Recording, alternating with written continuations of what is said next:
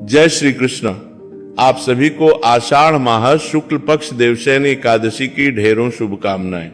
प्रिय भक्तों, आज हम बात करेंगे कि देवशयनी एकादशी का व्रत किस दिन किया जाएगा, व्रत कैसे करना चाहिए, पद्म पुराण में वर्णन क्या आता है, क्या इसकी विधि होनी चाहिए, दशमी तिथि के क्या नियम होंगे, द्वादशी के क्या नियम होंगे, एकादशी के दिन किन नियमों का पालन करना है, चावल नहीं खाने का नियम किस दिन मानना है, इस व्रत की विधि क्या है, नियम क्या है, चातुर के व्रत भी इसी के साथ आरंभ हो जाते हैं, उसके विषय में पुराण क्या कहते हैं, इस एकादशी पर भगवान नारायण की पूजा हमें कैसे करनी चाहिए, पूजा का विधान क्या है, क्योंकि ये विशेष एकादशी है। इस दिन देव सोते हैं, भगवान नारायण क्षीर सागर में वास करते हैं, तो इसकी क्या प्रक्रिया है, इसके विषय में भी जानकारी प्रदान करेंगे।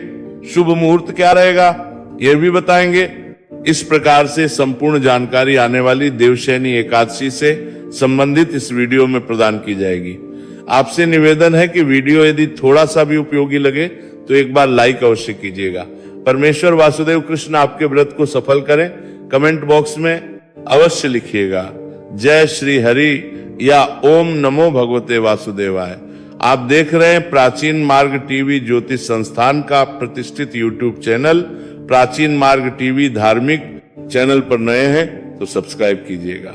आइए जानकारी आरंभ करते हैं, बात करते हैं। आने वाली एकादशी प्रिय भक्तों, आषाढ़ मास चल रहा है और आषाढ़ मास के शुक्ल पक्ष की जो एकादशी है वो बड़ी एकादशी है, इसे हम देवशयनी एकादशी कहते हैं। इसके बाद आने वाली 8 एकादशियां जब नारायण सो रहे होंगे उस समय में आएंगी।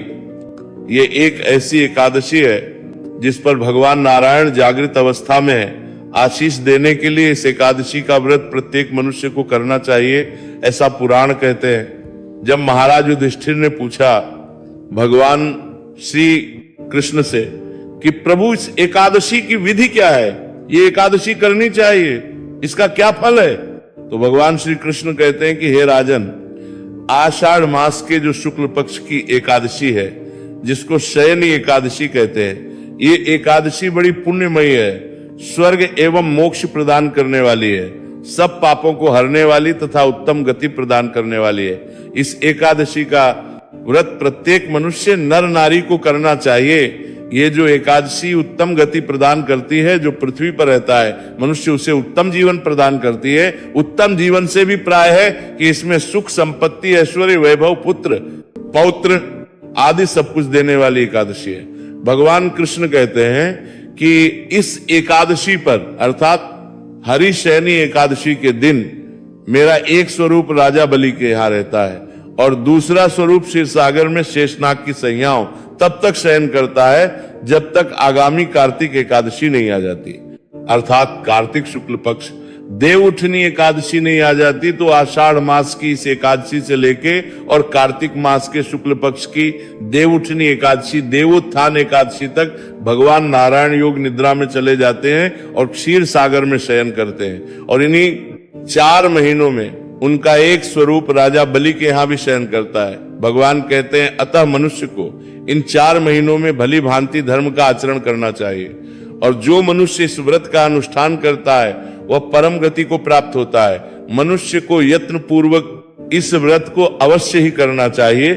कहते हैं कि प्रत्येक मनुष्य को प्रयास करके व्रत करना चाहिए।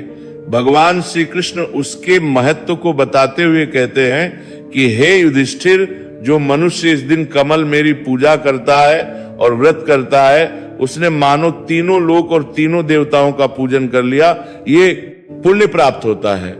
अर्थात इस एकादशी का व्रत अगर आप करते हैं और कमल के पुष्पों से भगवान नारायण की पूजा करते हैं तो आपको त्रिदेव की पूजा और तीनों लोकों की पूजा करने का पुण्य एक ही बार में प्राप्त हो जाता है।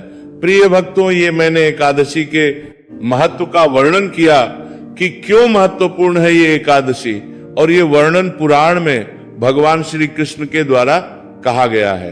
अब महत्व समझने के बाद हमें इस महत्वपूर्ण दिन का लाभ कैसे लेना है, इस पर आते हैं कि कैसे हमें ये एकादशी करनी चाहिए। इसमें सभी व्रत के नियम आदि क्या है, विधि आदि क्या है और कैसे भगवान को प्रसन्न करना है, पूजन विधि क्या रहेगी। प्रिय भक्तों, एकादशी का जो व्रत है वो सदैव त्रिदिवसीय होता है। विधान त्रिदिवसीय विधान अर्थात 3 दिन का विधान होता है। केवल एक दिन के व्रत से कार्य नहीं चलता। इसमें व्रत के एक दिन पहले दशमी तिथि को कुछ नियम आरंभ करने होते हैं। एकादशी के दिन उनका पालन करना होता है और द्वादशी के दिन पारण करना होता है, तब जाके ये व्रत आपको पूर्ण फल देने वाला है। क्योंकि इसका पुण्य फल इतना अधिक है, ये मनुष्य का कल्याण इतना का अधिक करता है कि इसके नियम भी उसी प्रकार से थोड़े कठोर हैं और लंबे चलते हैं। तो दशमी के दिन के इसमें क्या नियम रहेंगे, इसकी मैं बात करूंगा। दशमी के मनुष्य को कुछ वस्तुओं का त्याग करना चाहिए।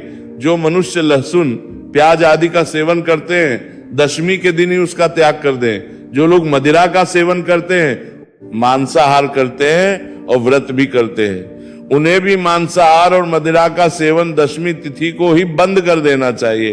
अर्थात दशमी तिथि को भी नहीं करना चाहिए, व्रत के एक दिन पहले। दशमी के दिन मसूर की दाल का सेवन नहीं करना है। अब आप कहेंगे पंडित जी मसूर की दाल का सेवन क्यों नहीं करना?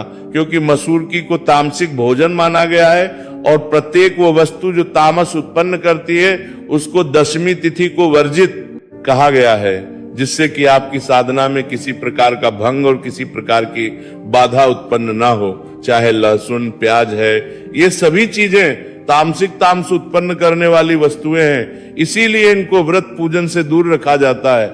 अन्यथा आपका चित्त जो है भंग हो जाता है, आपका ध्यान पूजा पाठ से हट जाता है, तो आपकी पूजा क्षीण ना हो जाए, भंग ना हो जाए, खंडित ना हो जाए। इसीलिए पहले ही नियम बना दिया ऋषि मुनियों ने कि इनको पहले ही दूर कर दिया जाए, जिससे कि आपका पूजा पाठ जो है सही प्रकार बिना किसी रोग रुकावट और बाधा के पूर्ण हो सके। इस दिन शहद का प्रयोग भी नहीं करना है, कांसे की वस्तु का प्रयोग गुना है, प्रयोग नहीं करना है। आप जानते होंगे कांसे का प्रयोग नहीं करना है, ना भोजन बनाने के लिए, ना खाने के लिए, ना भगवान को भोग लगाने के लिए। चने का, पौधों का साग, इन सब का प्रयोग दशमी तिथि को वर्जित कहा गया है। एक वक्त का अन्न खाने का प्रयास करना चाहिए। नियम कहते हैं कि दशमी तिथि को दोपहर के बाद अन्न नहीं खाना चाहिए। मैं ये कहूंगा जिसकी जैसी सामर्थ्य हो उसके अनुसार आप निर्णय कीजिए, आप इस नियम को निभा पाए बहुत उत्तम है, निभाइए, इसी प्रकार से कीजिए। जिनकी भारी बीमारियां कुछ और परेशानियां हैं वो अपने अनुसार निर्णय कर सकते हैं। जो माता बाल धोना चाहती हैं, सर धोना चाहती हैं, तो ध्यान दें कि एकादशी और द्वादशी के दिन बाल नहीं धोए जाते, सर नहीं धोया जाता है। पुराणों में शास्त्रों में वर्जित कहा गया है। बाल धोने तो दशमी तिथि को धो लीजिए। वार अगर ऐसा आ रहा है जिस पर नहीं धोया जाता, तो वार के दोष को या किसी भी प्रकार के दोष से बचने के लिए जो जल है ना, उस जल में बाल धोने के लिए जो जल भर रहे हैं उसमें थोड़ा सा कच्चा दूध मिला दीजिए, चाहे एक ढक्कन ही डालिए, एक चम्मच डालिए। उससे जब आप धोएंगे तो उससे वार दोष या जो उस दिन का दोष है वो नहीं लगेगा। पर हाँ, ऐसा कभी भी अगर आप करते हैं जब बाल धोना वर्जित है फिर भी आपको सर धोना पड़े, तो केवल कच्चा दूध डालना है, साबुन शैम्पू आदि का प्रयोग वर्जित कहा गया है। आप केवल जल से बाल धो लेंगे कच्चा दूध डाल के, तो उसी से आपकी शुद्धि हो जाएगी। ये शास्त्रों में आपको कर रहा हूं, जो पुराणों में वर्णित है। ब्रह्मचार्य धारण करना है, दशमी, एकादशी और द्वादशी को इस नियम का पालन करना है। आप प्रातः काल स्नान आदि करके ब्रह्मचर्य के नियम को धारण करेंगे के साथ ही इस एकादशी के व्रत को पूर्ण करेंगे। इस प्रकार से दशमी तिथि के कुछ नियम मैंने आपको बताए, इनका आपको पालन करना चाहिए। एकादशी के व्रत पूजन के लिए जो आवश्यक सामग्री है वो भी आपको इसी दिन लेके रख लेनी चाहिए। कमल के पुष्प यदि आपके पास हो या आपके शहर में कहीं मिल जाए तो कमल के पुष्प आप ले लीजिएगा। इस एकादशी पर बड़ा ही उत्तम प्रयोग पुराण में कहा गया है। भगवान श्री कृष्ण के द्वारा भी इसके विषय में वर्णन है। वो जैसे अब हम पूजन कराएंगे ना, तो उस पूजन में हम अवश्य ही कमल का प्रयोग करेंगे। जैसा कि पुराण में वर्णन आया, एकादशी के दिन आपको सूर्योदय से पहले उठ जाना चाहिए, उठ के स्नान आदि कीजिए, स्वच्छ वस्त्र धारण कीजिए। ध्यान दीजिएगा कि दातुन का प्रयोग एकादशी के दिन वर्जित कहा गया है। किसी भी प्रकार की लकड़ी आपके मुख को ना छुए, इसीलिए दातुन का प्रयोग वर्जित है। आप जो टूथपेस्ट या मंजन का प्रयोग करते हैं उसमें सावधानी बरतें, क्योंकि टूथपेस्ट या मंजन इनमें केमिकल आता है या तो नमक आता है, और ये दोनों ही आपके व्रत को खंडित करते हैं। अब आप कहेंगे तो क्या करें? आप मुख साफ करने के लिए अगर आपके पास व्रत वाला मंजन है तो उसका प्रयोग कर सकते हैं। अन्यथा आपके पास गुलाब की पंखुड़ियां हो तो उनको सुखा के उसका पाउडर बना के उसका प्रयोग कर सकते हैं। इस प्रकार से स्नान आदि से निवृत्त होके स्वच्छ वस्त्र धारण कीजिए और भगवा भास्कर को, सूर्य देव को जल दीजिए, माता तुलसी को जल दीजिए। एकादशी के दिन तुलसी पूजन में मना ही नहीं है। एकादशी को तुलसी पूजन करना चाहिए, श्रेष्ठ पुण्य देने वाला होता है। परंतु ध्यान रहे कि पत्ता ना तोड़े। इसी प्रकार से द्वादशी को जो है वर्जित कहा गया है पूजन को। इसका एक बड़ा कारण यह है कि अगर अनजाने में भी कोई पत्ता टूट जाए तो उसका भी बड़ा घोर पाप लगता है। इसीलिए द्वादशी के दिन हमें तुलसी पूजन नहीं करना है। तुलसी पूजन आदि को करके और उसके बाद आप भगवान नारायण के इस व्रत का पूजन आरंभ करेंगे। आपके घर में जो भी पूजा का उपयुक्त स्थल है, जहां बैठ के आप पूजन करते हैं, उसकी साफ सफाई करें और सामग्री को वहां पर एकत्र करें। अगर भगवान की प्रतिमा, तस्वीर आपने मंदिर में ही विराजमान कर रखी है तो आप वहां पर पूजन कर सकते हैं।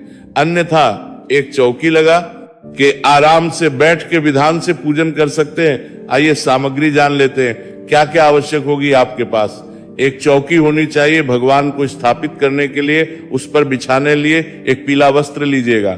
भगवान की तस्वीर या प्रतिमा आपके पास होनी चाहिए जिन्हें विराजमान करेंगे।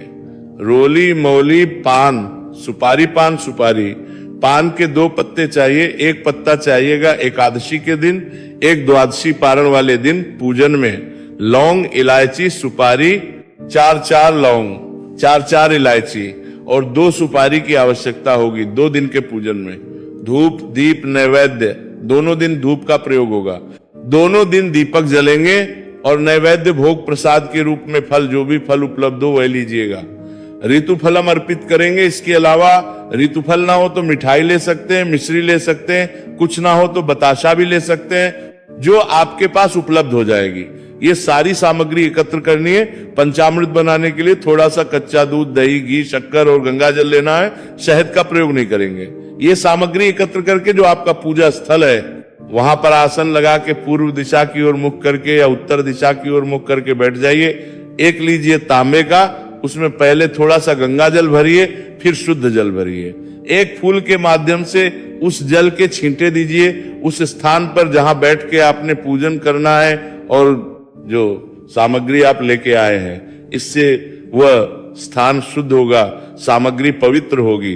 क्योंकि ये सामग्री आप तक आने से पहले ना जाने किसने किस किस अवस्था में छुई है, तो भगवान को अर्पित करने से पहले इसका शुद्धिकरण परम आवश्यक है।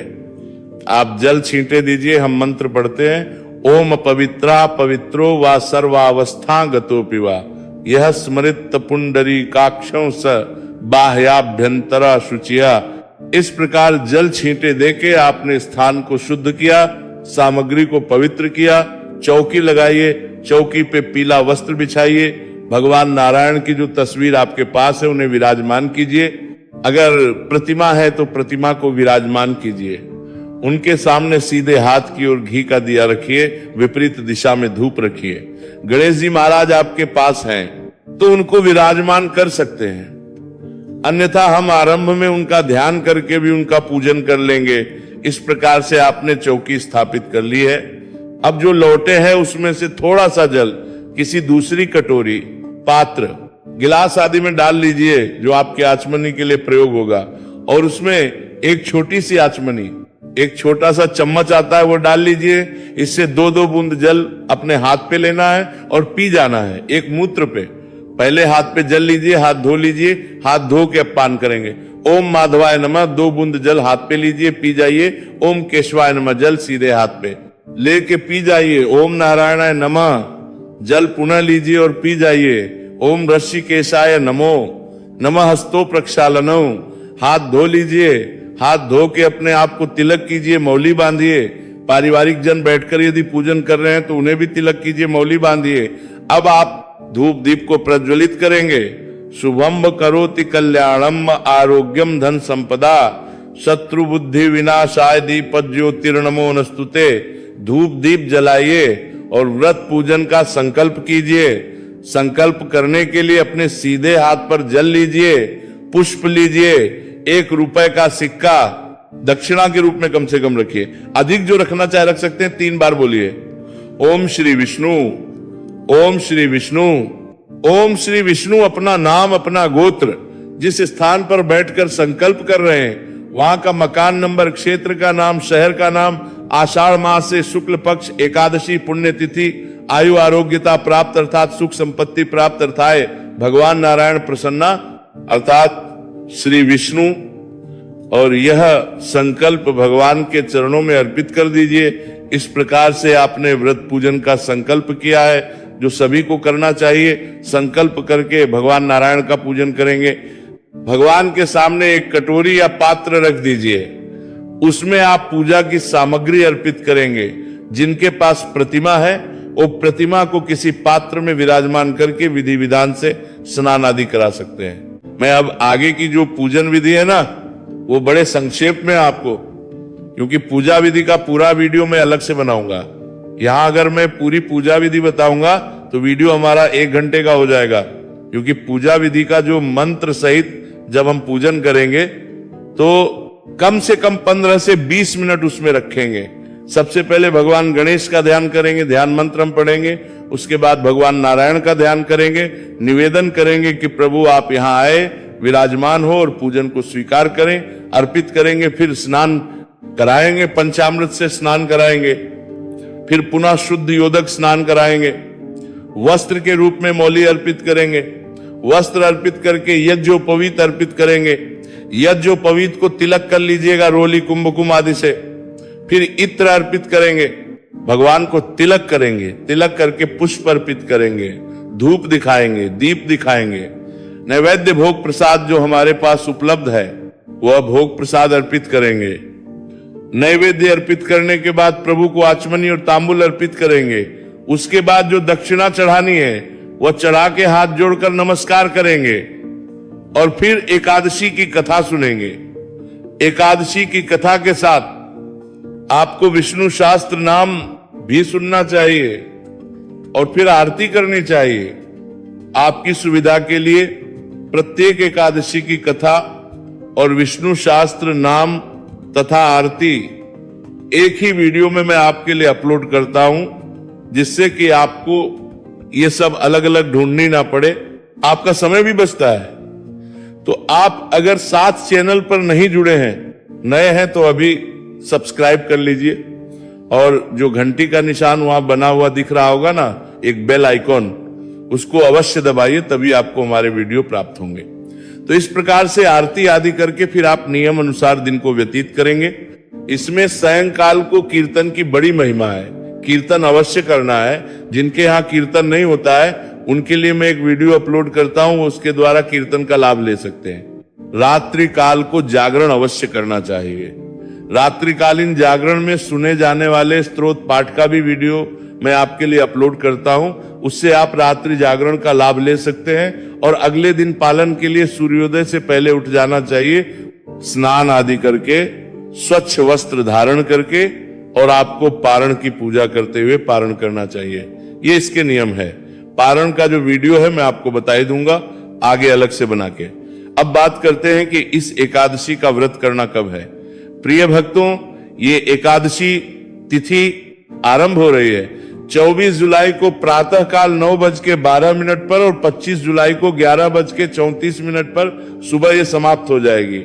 ऐसे में 25 जुलाई को सूर्य के मुख से एकादशी है और द्वादशी युक्ता एकादशी है, तो श्रेष्ठ व्रत किया जाएगा।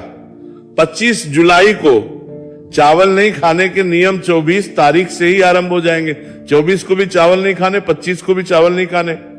पूजा मुहूर्त की बात करें तो ये शनिवार का दिन रहेगा। इसमें उत्तम चौघड़िये के अनुसार प्रातः काल मुहूर्त रहेगा 7:14 से और 8:44 तक। इसके अतिरिक्त इस दिन अभिजीत मुहूर्त भी बड़ा उत्तम है, जो 12 बजे से और 12:55 के बीच में रहेगा। ब्रह्म मुहूर्त की बात तो सुबह 4:16 से और 4:57 तक ब्रह्म मुहूर्त का समय रहेगा। पारण 26 जुलाई को किया जाएगा, दिन रविवार का रहेगा। इस दिन सुबह 5:38 से और 8:20 के बीच में पारण करना उत्तम रहेगा। यदि जानकारी देवशयनी एकादशी के विषय में जानकारी थोड़ी भी अच्छी लगी हो तो लाइक अवश्य कीजिएगा। चैनल पर नए हैं तो सब्सक्राइब करते जाइएगा और बेल आइकॉन को अवश्य प्रेस कीजिएगा। कुछ राय देना चाहते हैं कमेंट बॉक्स में लिख के अवश्य बताइएगा। भगवान नारायण आप सबका कल्याण करें। जय श्री कृष्ण।